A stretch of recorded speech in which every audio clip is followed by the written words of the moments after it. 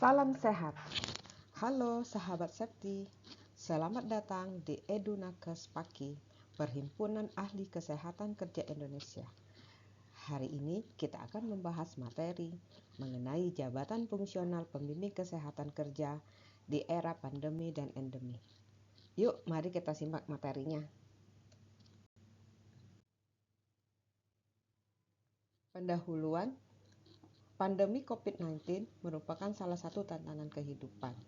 Mewabahnya virus SARS-CoV-2 ini praktis membuat semua sektor berbenah dan memperketat aturan agar penerapan sistem manajemen keselamatan dan kesehatan kerja dapat dilaksanakan. Budaya 5M menjadi bagian penting dalam K3 di masa pandemi dan ini membuat bagian dari penerapan sumber budaya K3. Budaya yang lahir di masa pandemi ini pun kini menjadi bagian dari penerapan budaya K3. Tujuannya agar pekerja tetap aman, sehat saat beraktivitas. Dasar hukum perlindungan kesehatan bagi pekerja sebelum COVID-19, pada saat COVID-19 dan pada era endemi sekarang sangat cepat sekali berubah. Apalagi pada saat era pandemi, setiap bulan ada perubahan terkait dengan perlindungan kesehatan bagi pekerja. Nah, di tahun 2023 endemi sudah diputuskan untuk COVID-19, tapi kegiatan untuk penanggulangan pencegahan tetap akan dilakukan. Nah, dasar-dasar hukum inilah yang jadi pegangan dari Jabatan Pembimbing Kesehatan Kerja. Yang terkait dengan tugas dan tanggung jawab bisa kita lihat di Permenpan RB nomor 13 tahun 2013 tentang Jabatan Fungsional Pembimbing Kesehatan Kerja. Peran JFT Pembimbing Kesehatan Kerja tadi mengacu ke Permenpan RB nomor 13 tahun 2013 tentang Jabatan Fungsional Pembimbing Kesehatan Kerja, yaitu melakukan kegiatan pembimbingan kesehatan kerja yang meliputi persiapan pelaksanaan, monitoring, dan evaluasi di bidang kesehatan kerja. Pada saat endemi sekarang, melakukan kegiatan pembimbingan dan mempertahankan kegiatan upaya kesehatan kerja dan dari penanggulangan penjagaan penyakit akibat kerja. Profesi Jabatan Fungsional Pembimbing Kesehatan Kerja memiliki ruang lingkup tugas, tanggung jawab, wewenang untuk melakukan upaya kesehatan kerja. Pembimbingan kesehatan kerja yang harus memiliki STR dapat menyelenggarakan atau menjalankan pembimbingan kesehatan kerja di tempat kerja. Profesi JFT Pembimbing Kesehatan Kerja adalah merupakan jabatan fungsional ahli. Jadi ada ahli pertama, muda, dan madya. Ada 3 jenjang untuk jabatan fungsional pembimbing kesehatan kerja. Rumah jabatan pembimbing kesehatan kerja ada di Kementerian Kesehatan atau kementerian lainnya. Ada juga di balai besar seperti BBTKL, BBLK, Labkesda, atau Balai K3. Ada juga di rumah sakit, puskesmas, dan kantor kesehatan pelabuhan. Nah, disinilah JFT Pembimbing Kesehatan Kerja dan juga di perkantoran. Perkantoran dari kegiatan ini juga ada tanggung jawab dari JFT Pembimbing Kesehatan Kerja. Apakah itu upaya kesehatan kerja? Upaya kesehatan kerja itu adalah upaya yang ditujukan untuk melindungi pekerja agar hidup sehat dan terbebas dari gangguan kesehatan serta pengaruh buruk dari pekerjaan, sehingga dapat meningkatkan kesehatan, mencegah penyakit, mengendalikan faktor resiko, dan pertolongan pertama pada penyakit dan kecelakaan akibat kerja, serta pemulihan kesehatan pekerja.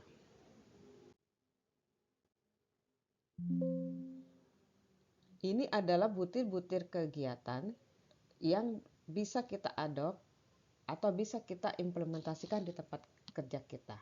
mengacu ke Permenpan RB nomor 13 tahun 2013. Salah satunya adalah butir mengumpulkan data demografi kesehatan kerja. Kita mengumpulkan data-data demografi di tempat kerja kita. Selanjutnya kita mengumpulkan data kesehatan pekerja. Bagaimana data yang ada di sana dari hasil MCU misalnya. Selanjutnya menyusun perencanaan program upaya kesehatan kerja dan melakukan upaya kesehatan kerja, melakukan penilaian resiko, pengelolaan APD, bahan beracun berbahaya, P3K, PHBS, tanggap darurat kebakaran, simulasi tanggap darurat, dan pos UKK. Selanjutnya kita melakukan pelaporan dan evaluasi, serta dapat juga melakukan bimbingan dan pembinaan bidang kesehatan pada pekerja di sektor informal. Nah, dari kegiatan butir-butir kegiatan ini, kita bisa implementasikan kegiatan ini untuk mendukung kegiatan di tempat kerja kita. Contohnya mendukung akreditasi rumah sakit, akreditasi puskesmas, bisa juga mendukung akreditasi di laboratorium atau sertifikasi yang ada di tempat kerja kita. Selanjutnya juga bisa mendukung program K3 perkantoran, program kantor berhias, dan program-program lainnya seperti pada saat pandemi kemarin adalah pengendalian COVID di tempat kerja. Dan ada lagi beberapa pengendalian penyakit di tempat kerja. Nah, ini yang melakukannya sesuai jenjang itu adalah pembimbing kesehatan pertama, pembimbing kesehatan kerja muda, dan pembimbing kesehatan kerja madya yang dalam kegiatannya itu akan berkolaborasi atau berintegrasi atau berkesinambungan antara beberapa pembimbing kesehatan kerja di tempat kerja masing-masing. Nah, ini contoh-contoh persiapan kegiatan upaya kesehatan kerja. Apa saja? Menyusun rencana upaya kesehatan kerja, kita bisa menyusun jenis kegiatan, mengatur jadwal jenis kegiatan, dan menyusun output dari kegiatan kita. Selanjutnya dari situ kita bisa membuat kerangka acuan kegiatan, KAK, dan menyusun anggaran biaya RAB-nya, serta menyusun rencana pemantauan kegiatan. Selanjutnya kita melakukan penilaian resiko dari tempat-tempat beresiko di tempat kerja kita. Kita mengumpulkan data, menyusun alur kerja, jenis resikonya. Nah, dari mana kita dapat melakukan penilaian resiko? Itu kita bisa dapatkan dari SOP yang ada di tempat kerja atau instruksi kerja. Dari situ kita lakukan penilaian apa frekuensi dan konsekuensinya, serta kita lakukan hierarchy of control dari penilaian risiko tersebut. Nah, ini contoh penilaian risiko yang dilakukan. Kita akhirnya mendapatkan salah satu pekerjaan itu risikonya misalnya medium. Nah, rekomendasi apa yang kita lakukan, mitigasi apa yang kita lakukan untuk menekan risiko itu. Dan jangan lupa kita evaluasi resikonya, bisa dilakukan sebulan sekali atau 3 bulan sekali ataupun 6 bulan sekali sesuai dengan kebutuhan. Sehingga tadi risiko yang kuning, tadi medium menjadi hijau. Kalau sudah hijau, bagaimana kita pertahankan? Kita pastikan mitigasinya tetap dilakukan. Selanjutnya kegiatan JFT pembimbing kesehatan kerja itu adalah melakukan pengelolaan alat pelindung diri. Banyak sekali kegiatan-kegiatan yang bisa kita lakukan kalau kita mengadopsi dari Permen Pan RB nomor 13 tahun 2013 tadi. Salah satu ialah mengenalkan berbagai APD, melakukan peragaan penggunaan APD, melakukan pengecekan jumlah APD dan jumlah pekerja, menganalisa kesesuaian APD, melakukan pemantauan penggunaan APD, melakukan program pemeliharaan dan perawatan, serta melakukan fit test untuk alat pelindung diri N95 dan memberikan rekomendasi pada atasan untuk menentukan APD yang sesuai. Selanjutnya pengenalan APD, ini contohnya. Contoh-contohnya kita melakukan peragaan APD terhadap pekerja. Selanjutnya kita menentukan APD apa yang sesuai, kita cobakan dulu ke pekerja. Selanjutnya melakukan program pemeliharaan perawatan. Kita lihat apakah APD yang digunakan itu ketika dipakai pekerja itu sesuai. Apakah cepat robek, cepat rusak. Nah, itu juga menjadi concern dari kegiatan JFT pembimbing kesehatan kerja. Selanjutnya kita untuk N95 kita lakukan fit test.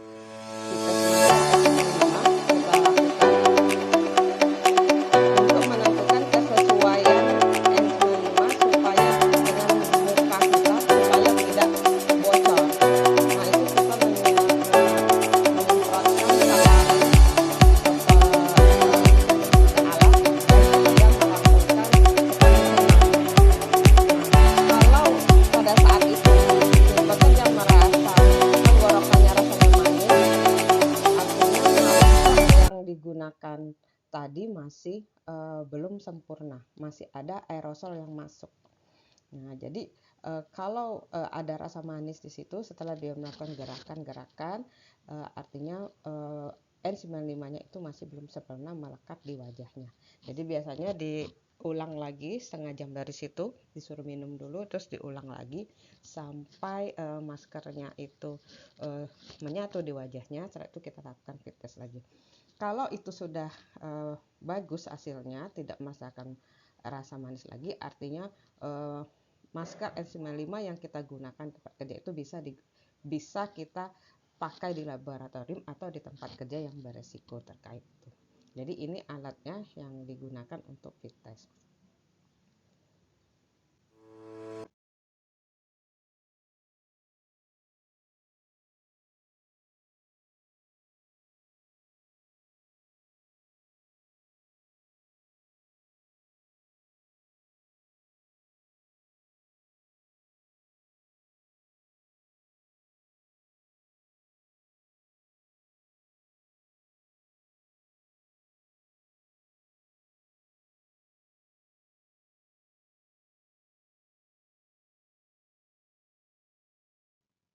Selanjutnya juga melakukan pemantauan, bagaimana kita memantau pada saat pekerja ada di dalam ruangan. Kita pastikan ketersediaan jumlah APD dan jumlah pekerjanya di sana.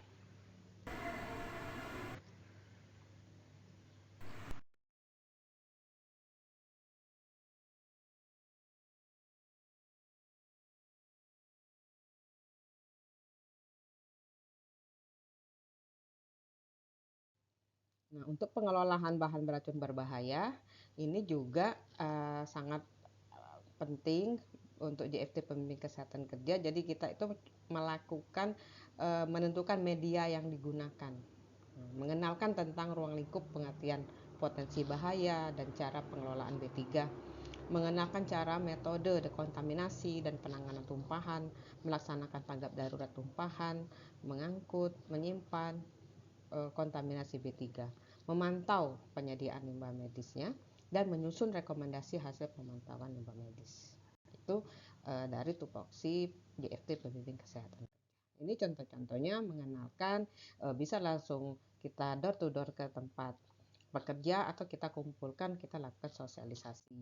Selanjutnya kita melakukan simulasi tumpahan, melaksanakan tanggap darurat tumpahan B3 menggunakan spill kit. Nah, kita peragakan. Selanjutnya kita lakukan monitoring pada saat pekerja sedang melaksanakan pengelolaan B3, itu pada saat sterilisasi atau pada di IPA-nya kita melakukan monitoring harian, kita memantau. Selanjutnya melaksanakan pemantauan, menyediakan pengangkutan, penyimpanan, dan kontaminasi. Kita pastikan tahap-tahap ini berjalan lancar sesuai dengan peraturan perundang-undangan, dan kita melakukan rekapitulasi limbah yang dimusnahkan atau limbah yang dikelola.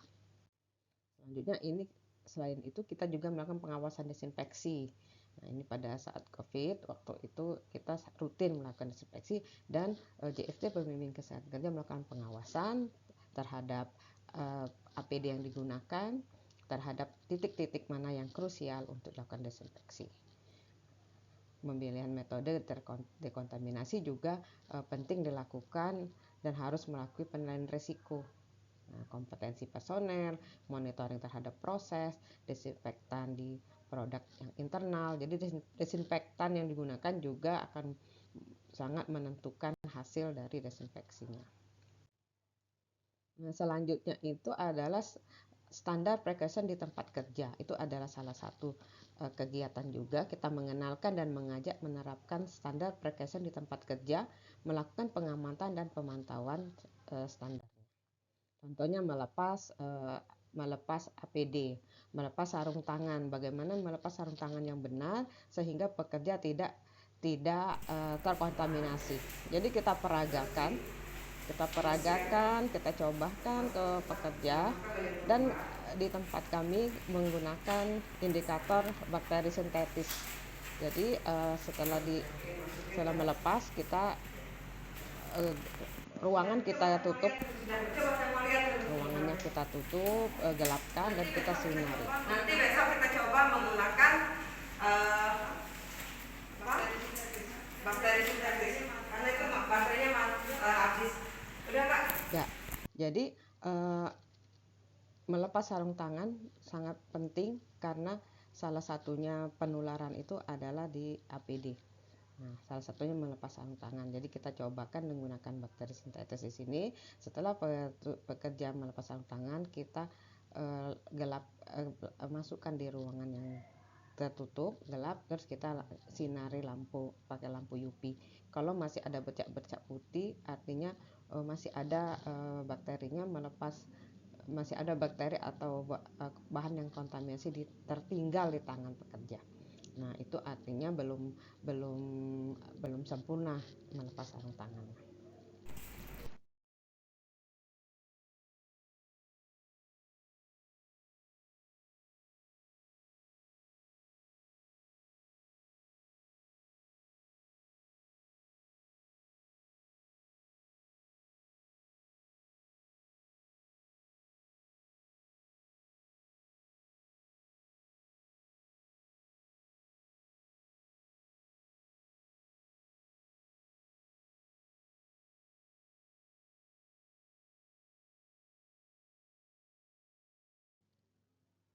Selanjutnya juga mencuci tangan, itu sesuai dengan langkah-langkah WHO, juga kita menggunakan bakteri sintetis juga, dan tadi sama seperti ini.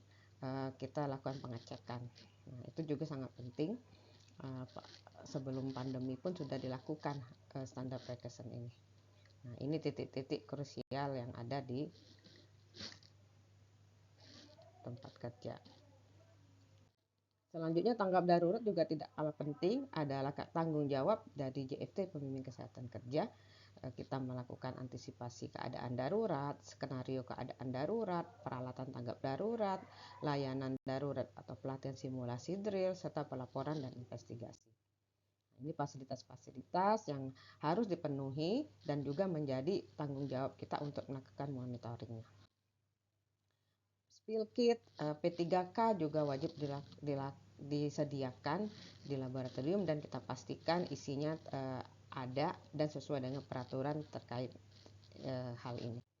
APAR juga perlu dilakukan pengecekan, lakukan sesuai standar tadi ya, kita fire blanket juga kita sediakan, dan jangan lupa kita melakukan checklist.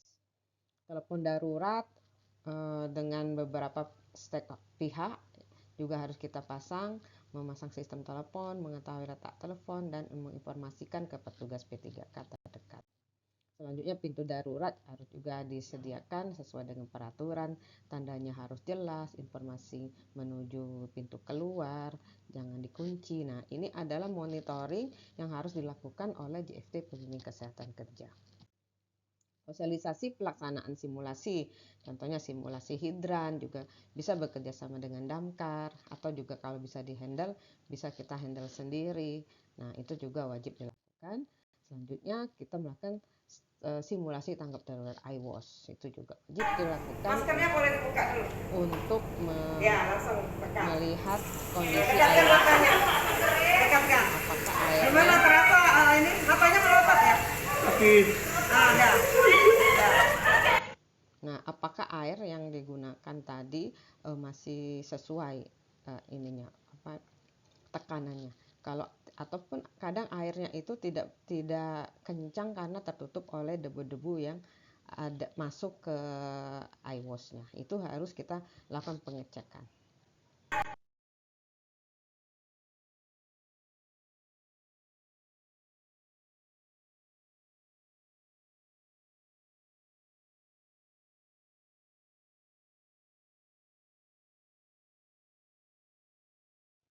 Selanjutnya simulasi APAR juga dilakukan, bisa berkala juga, atau ketika kita APAR kita expire, sebelum kita serahkan ke pihak ketiga, kita bisa melakukan simulasi APAR. Nah, ini wajib juga dilakukan minimal 1 tahun sekali. Safety induction juga dilakukan ketika ada mahasiswa magang atau pegawai baru, itu juga dilakukan. Safety briefing juga kita lakukan secara rutin. Program vaksinasi juga tidak kalah penting. Bagaimana kita merekomendasikan sebagai pembimbing kesehatan kerja, kita merekomendasikan pekerja apa saja yang wajib divaksinasi dan vaksinasi apa yang kita rekomendasikan. Dari mana kita dapatnya? Tadi dari Pathogen Safety Data Sheet atau dari MSDS. Di situ kita bisa lihat ada vaksinasi apa ya untuk pekerja. Selanjutnya program peningkatan kesehatan kerja di perkantoran, PHBS di tempat kerja juga wajib kita lakukan, seperti olahraga, penetapan kawasan merokok, kebersihan ruang kerja, senam peregangan, larangan menggunakan obat-obatan. Selanjutnya program peningkatan kesehatan kerja, MCU, pemeriksaan narkoba bagi pegawai, wajib PCR atau pada saat pandemi kemarin, atau pegawai memberikan makanan tambahan pegawai, atau memberikan susu dan pembagian masker. Nah, waktu itu di pandemi kita menerapkan scan code peduli lindungi dan memberikan risk assessment dulu sebelum masuk dan mengikuti SOP yang sudah dibuatkan. Selanjutnya ada program penanggulangan COVID. Waktu itu kita ada survei setiap minggu untuk pegawai. Selanjutnya program penanggulangan COVID di tempat kerja atau kegiatan terkait itu kita tuangkan semua di dalam SOP. Dan ketika kita membuat SOP, ini juga adalah salah satu kegiatan K3. Program pemulihan kesehatan karyawan perkantoran atau di laboratorium. Nah, return to work, ya, itu juga tugas kita sebagai JFT pembimbing kesehatan kerja. Kita memastikan bila karyawan setelah mengalami sakit parah atau kecelakaan, itu kita akan melakukan investigasi dulu. Kita melakukan bagaimana kondisi dia sebelum sakit dan setelah sakit. Nah, dari program kembali bekerja, return to work. Setelah Ketiga, melakukan monitoring juga terhadap pekerja yang pasca sakit dengan wawancara atau inspeksi langsung di tempat kerja. Kesimpulan dari hasil ini, apakah peran jabatan pembimbing kesehatan kerja itu sangat dibutuhkan? Perannya sangat dibutuhkan sekali karena dalam kegiatan penanggulangan COVID-19 di tempat kerja ataupun penyakit lain seperti TB, HIV, nah itu juga peran pembimbing kesehatan kerja sangat penting. Peran selanjutnya itu adalah dimulai dari peran pembimbing kesehatan kerja, dimulai dari perencanaan, persiapan, pelaksanaan, monitoring, dan evaluasi kegiatan sehingga dapat dilakukan antisipasi dan mencegah dari kejadian-kejadian yang berpotensi timbulnya insiden terkait K3. Aktivitas yang meningkat di era pandemi tadi mengharuskan JFT pembimbing kesehatan kerja untuk dapat mengelola waktu dengan baik dibandingkan sebelum pandemi, sehingga dapat mencapai tujuan dari program upaya kesehatan kerja, yaitu mencegah penyakit akibat kerja dan kecelakaan kerja sehingga pekerja tetap merasa aman, nyaman saat beraktivitas. Begitupun pada saat endemi sekarang, JFT pembimbing kesehatan kerja harus tetap mengelola waktu untuk mencapai tujuan. Karena belajar dari pandemi kemarin bahwa pengendalian risiko penyakit tempat kerja itu sangat penting. Jadi budaya yang sudah kita kerjakan pada saat pandemi itu kita pelihara dan tetap kita laksanakan di tempat kerja masing-masing. Tapi dengan awalnya itu penilaian resiko dulu. Penilaian resiko, dari situ kita tahu apa yang harus kita kerjakan. Nah, itulah fungsi dan peran dari JFT pembimbing kesehatan kerja. Nah, demikianlah materi Jabatan Fungsional Pembimbing Kesehatan Kerja. Semoga dengan materi ini, sahabat Septi akan mendapatkan gambaran apa saja yang akan dikerjakan oleh seorang pembimbing kesehatan kerja di tempat kerja, sehingga tercapai tujuan program upaya kesehatan kerja dan menjaga pekerja untuk tetap sehat, aman, nyaman, dan produktif. Setelah menyimak materi ini, jangan lupa ya sahabat Septi untuk menjawab soal-soal di evaluasi. Dan nanti sahabat Septi akan mendapatkan sertifikat ber-SKP PAKI. 1 SKP PAKI. Demikian, saya Imelda Husdiani, Dewan Pengurus Pusat PAKI, Perhimpunan Ahli Kesehatan Kerja Indonesia, mengucapkan terima kasih untuk perhatian dan kerjasamanya. Sampai jumpa, salam sehat, bugar, produktif. Bersama PAKI, kita bisa.